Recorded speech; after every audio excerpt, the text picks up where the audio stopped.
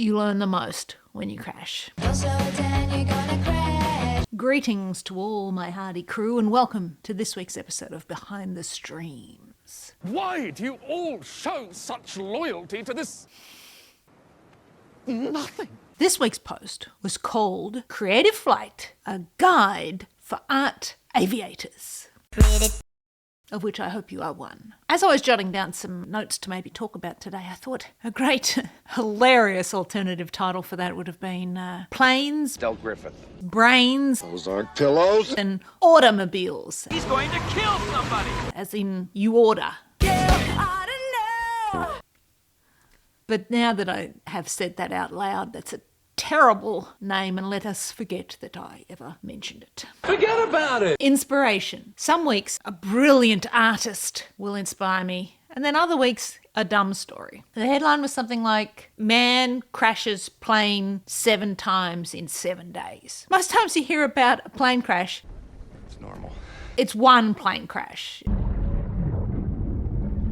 The plane crashes, it doesn't, get up the next day and fly again to crash again.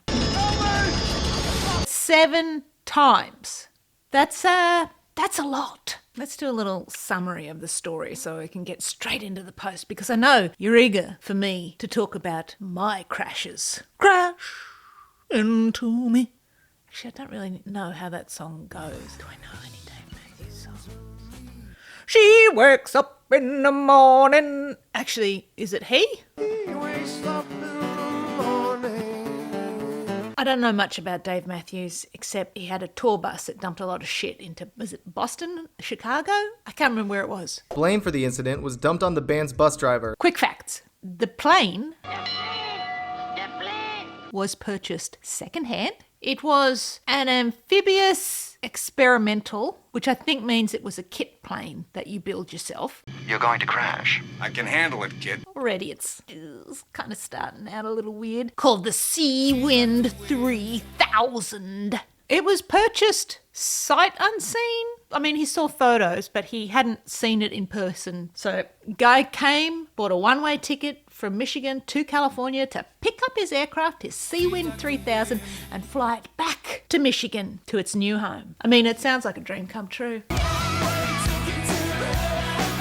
Problems started almost immediately. Issues ranged from instruments not working, landing gear not deploying correctly, squirrely handling. And of course, every time he crashed, that damaged a little more, and he had to do some MacGyver-ish kind of fixes that were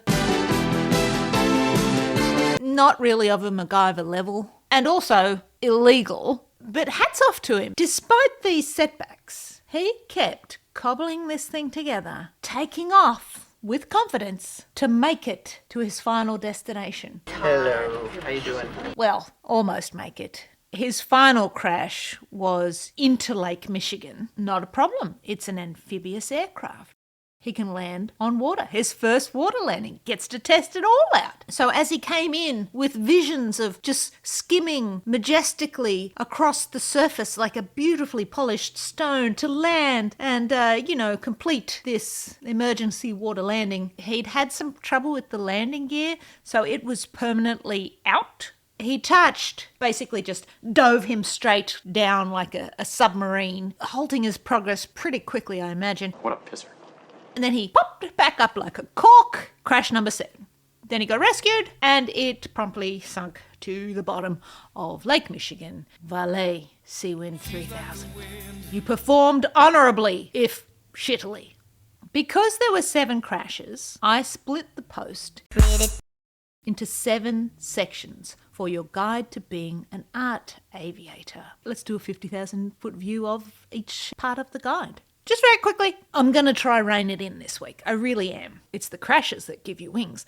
Not Red Bull. It's crashing, making mistakes, failing, having a go. Section 1, taxiing and takeoff and how to survive your first crash. One of the hardest things about any creative project is getting it off the ground. And this can be when you're starting out or just trying to figure out what your project is and attempting several times to get it going and inevitably crashing.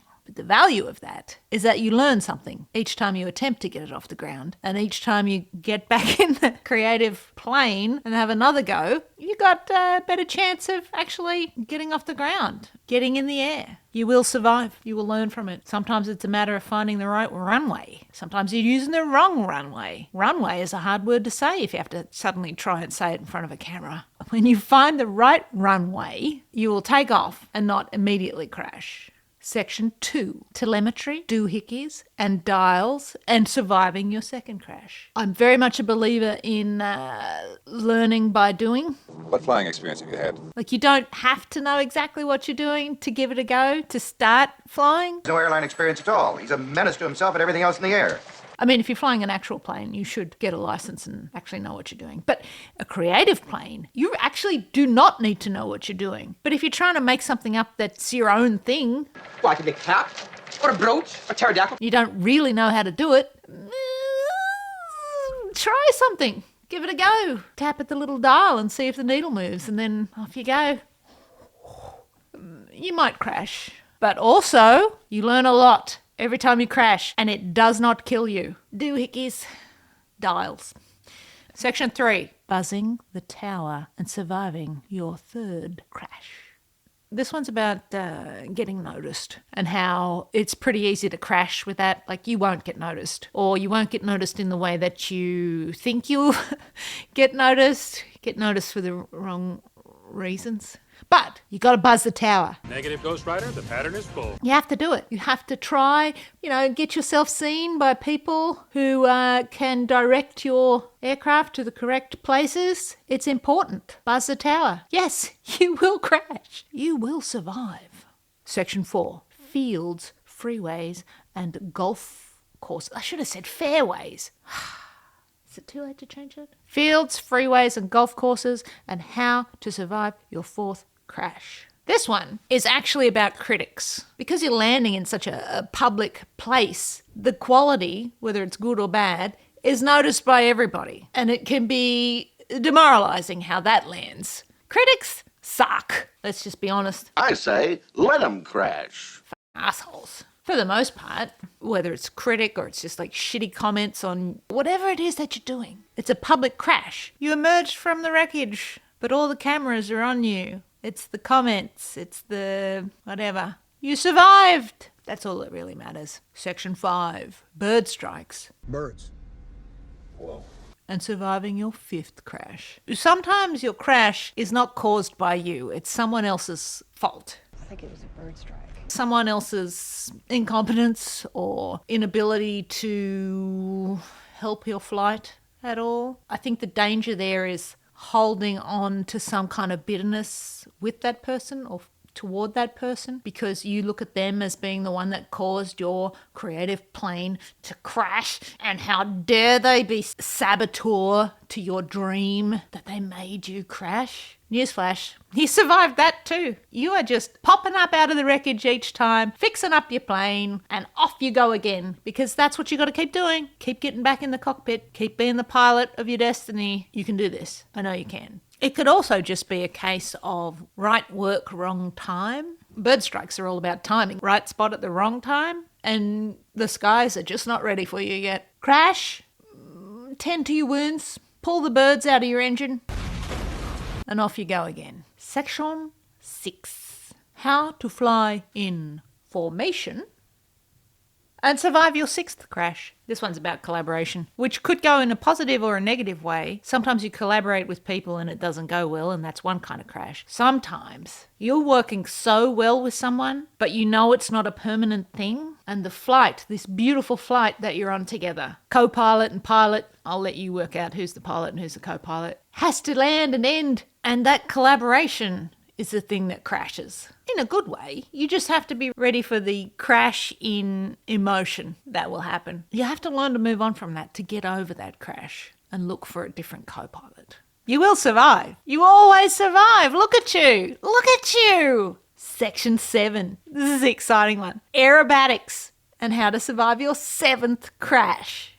At some point in your creative life, you're going to become very skilled at what you do. You will have practiced it so much that you're actually very adept at it. And you're going to want to start doing daring things, brave things, switching it up, taking all the skills that you've learned and applying it in different ways to things that you've not done in that way before. You're going to take chances. You're going to try loop-de-loops and what do you call them?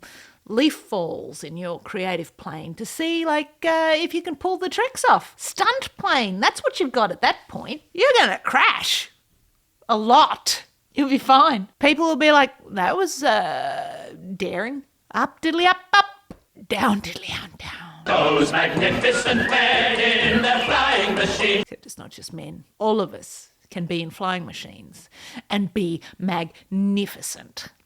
I think that's about it. The whole point of the post is that you're going to crash so many times when you're making stuff. Crashing is just part of the process. The point is you will survive every single one of them. That's the beauty of making art. That's the beauty of creative flight. A lot of crashes, but a lot of taking flight. Crash more, crash harder. Well, maybe not harder. You don't want to destroy your aircraft if you can possibly avoid it. It's okay for you to get a little dinged up, but keep wiring it back together, I guess. Gaffer tape, get back in the air. Get out there and earn your wings. Oh, I almost forgot. The partum artum to be. I got into the old Latin translator and it's like, what's a word for create? Which is creo. Ugh. Then I tippity typed in creative and it spat out partum, meaning of course delivery or life-giving. That's what you want it plain to be. Life-giving, because you're going to crash in it so much. And also delivering things. Artum, of course, Latin for art. And the 2B, my favourite sketching pencil, is a 2B pencil. Soft, you want a bit of softness with your crashing. Yeah, that's as far as it went. Okay, I'll see you next week. Bye. I know 2 Dave Matthews songs.